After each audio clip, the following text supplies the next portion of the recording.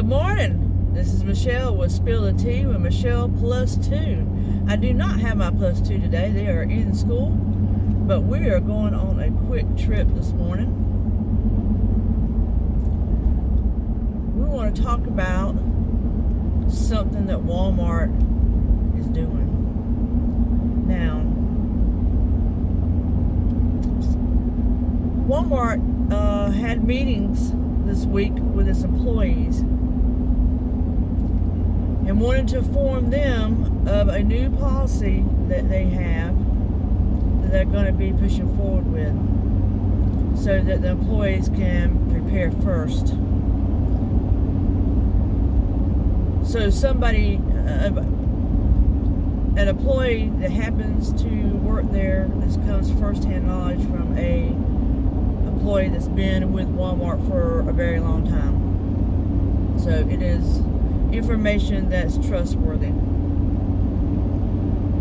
So the information is that within this fiscal year, Walmart will be doubling its prices on food. Doubling the prices of food. So what does that mean for us? That means it's going to cost us twice the amount to be able to buy groceries. Now, some of you know that I'm a prepper. We do prep food up ahead. We try to keep food for close to a year so that if something was to happen, we'd have a grid down situation. We'd have emergency. We do live in a hurricane zone. We do have problems with tornadoes. If you have a blackout, whatever could possibly happen, we want to make sure that our family has food to eat and a way to cook it and water to drink. And we have always made sure that we kept up a supply of food ahead of time. We got freezer food, we have dry food, we have canned food, we have food that we have canned out of our garden, and so we're in a pretty good place. But for everybody that hasn't done that, this may be the time that you might want to go ahead and start putting some groceries up so that when they do that price increase, you will have stuff on hand. Now, I'm not a person that wants to have people run out and, scared and worried about what the future's going to hold. I don't want panic. That's not what I'm looking for. I want you, though, to have the opportunity to prepare your family for what's going to come. Now, most of the time, whenever we get an increase in food costs, doesn't mean you're going to get an increase in pay. So it's the same pay, but your food's going to cost twice as much. And I know a lot of people now are having a hard time paying the prices in stores for food that we have now. So it's going to be really hard for those that are already having a hard time. Another thing that you can do is to start growing some of your own food.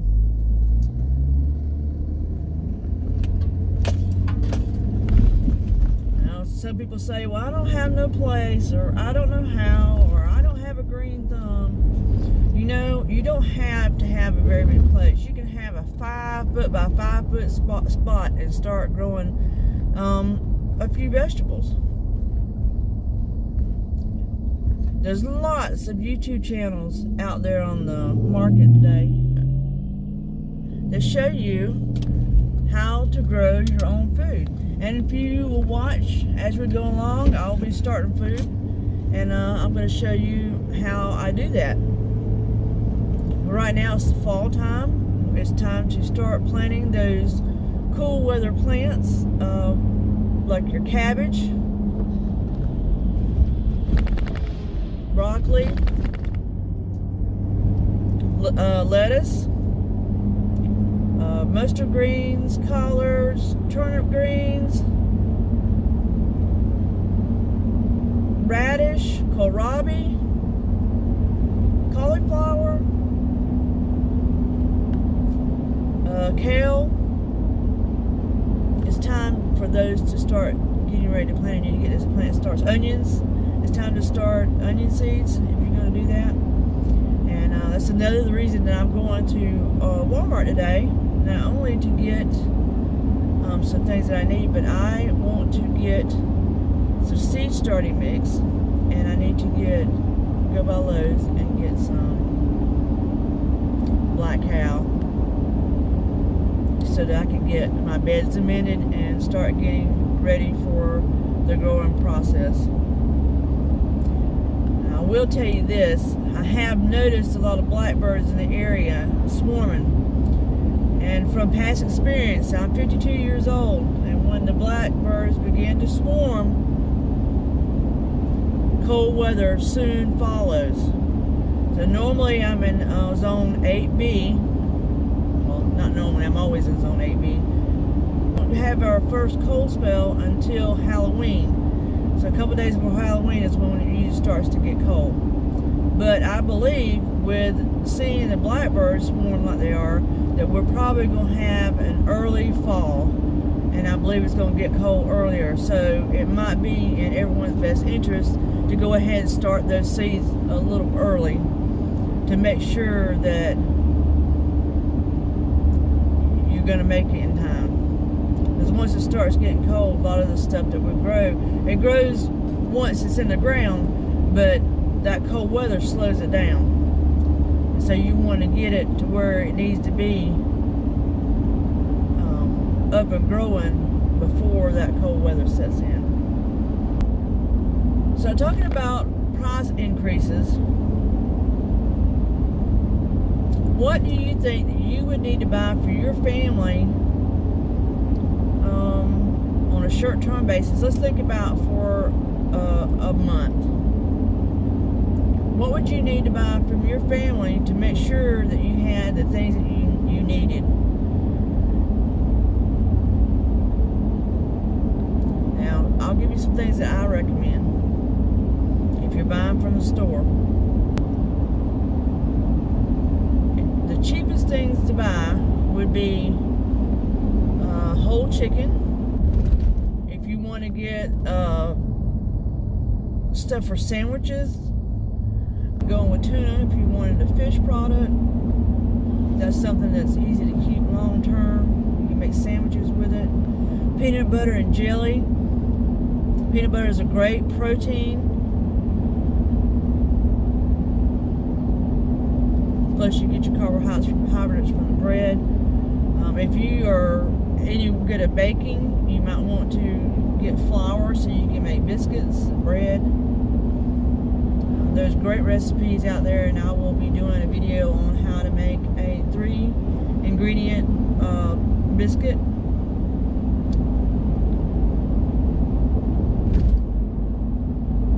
You want to make sure you have rice on hand. We already know there's going to be a shortage on potatoes, so get your potatoes, but rice seems to be plentiful right now. You can get big bags for really cheap. Well, not as cheap as you once could, but cheaper than you're going to be able to soon. And you want to make sure that you have seasonings to be able to season stuff so that you can have different meals. One thing that's really reasonable is spaghetti sauce, and you might get sick of spaghetti, but that's something that's really easy, and it's something that'll go a long ways. You can get the cans of the spaghetti sauce with the meat included if you didn't want to have to worry about the price of the meat and having to buy it separately and you're trying to save money. Chili is another good option, especially for the fall time we got coming here as it starts to get cold. You can make a lot of it, put it up, it goes a long ways. You can freeze it, you can can it. soups. If you want to get not ground beef, well, you can use ground beef, but I like to use the cube beef for my soups. And another thing that you can buy, it's not really cheap, but it's something that'll take you a long ways. Instead of buying regular bacon, if you will buy the real bacon bits for the top of a salad, you can use that for seasoning as well when you cook beans and stuff. So beans will take you a long ways too. Beans are a great source of protein. So any kind of bean that you get will be great. Beans keep for a long time. They're shelf stable, so especially if you can put them like in jars. I save a lot of my spaghetti jars and canning jars when I'm not using them for canning, and I put beans in them, and that way bugs can't get into them, and they last me a long time, longer on the shelf than being just in a bag. Another very, very important thing that we want to think about as prices rise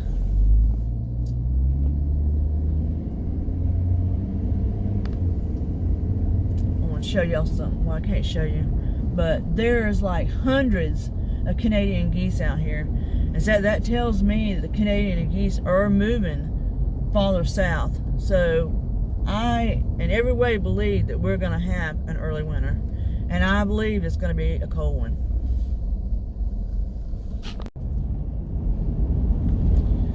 Another very important thing that we need to think about with the prices going up is community. We're all good at different things. I'm good at one thing. I'm good at growing flowers, good at growing vegetables. I know a lot about animals and all different kinds of animals. But there's other people that are better at things than I am. You know, you might find that you're good at growing a certain thing, or you're good at raising a certain animal, or you're good at building things or creating things that'll be helpful for us that grow. You might be good at sewing. You might be a good craft person. You might be a good metal worker. You might be a good laborer. Even if you don't have the skill to actually grow or build something, you may be a good laborer, a person that can get out there and help. Because there's lots of small farms, especially homesteads, that need help. Like pulling weeds and help pulling weeds, help getting the land prepared, and we can all work together. We can all work together. There's many times that we grow things, and instead of charging people to come and be able to get some of our, like when we grow peas, instead of having somebody come and pay us for the peas, we'll allow people to go out there and pick on halves. And what we mean by picking on halves is if they pick them a bucket of peas, they pick us a bucket of peas.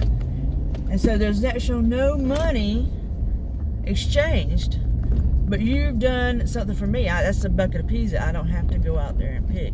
And I can either sell them or I can put them up for our family to eat. So there's a lot of times that happens. You go out and work for somebody, and whenever it comes time to reap the benefits of what's in the garden or the butchering of the animals, then you can be a part of that and you can benefit from it. I know that there's going to come a time where we're going to be butchering pigs, we're going to be butchering chickens, we're going to be butchering quail, and if you're having a hard time with money and buying those things, then it'd be a perfect time for you to be able to get some meat to go for your family. So working with a community when it comes to food and food production is what we need to be working toward. It'll benefit us all in the long run because we're helping each other. We can't make it, well, I guess we could make it on our own, but what's the benefit of that? You could go much farther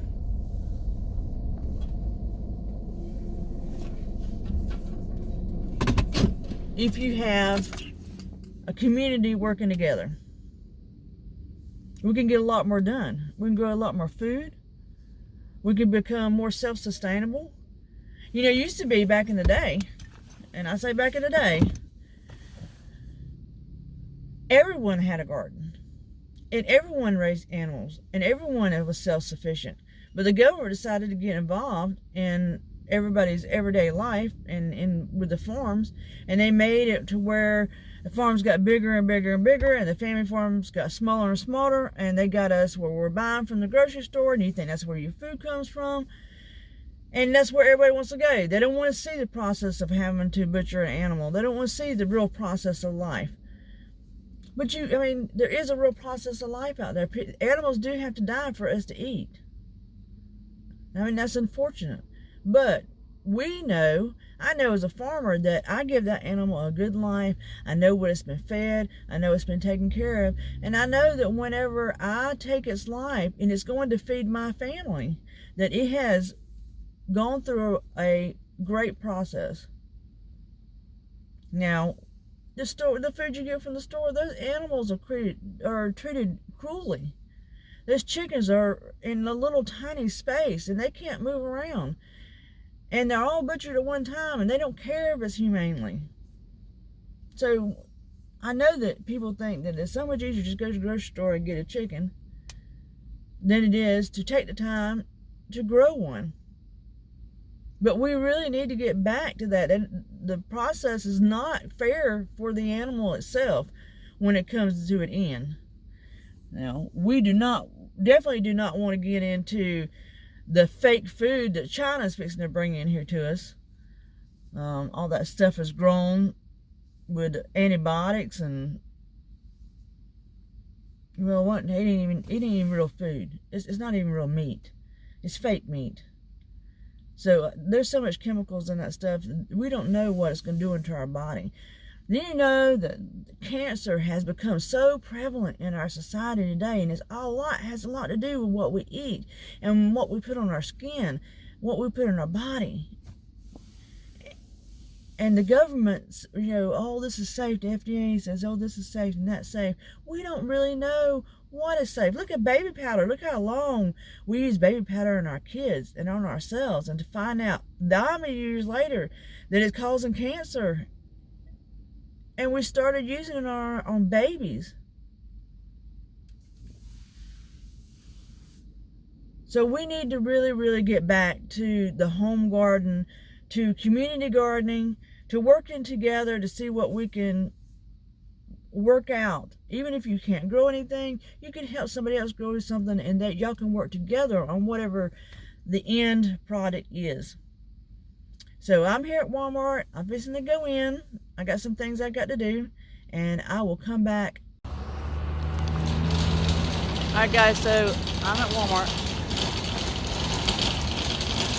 and I'm going to look for the first thing that I'm going to be picking up today. See what the price is.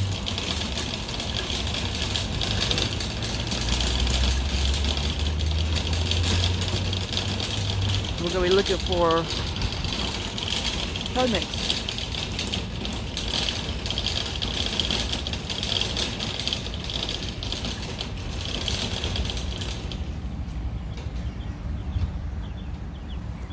So this bag's of Pro Mix is $13.46. Now, I remember the first of the season, you was able to get this for like $9 and something. So it's gone up itself. But I need some Pro Mix.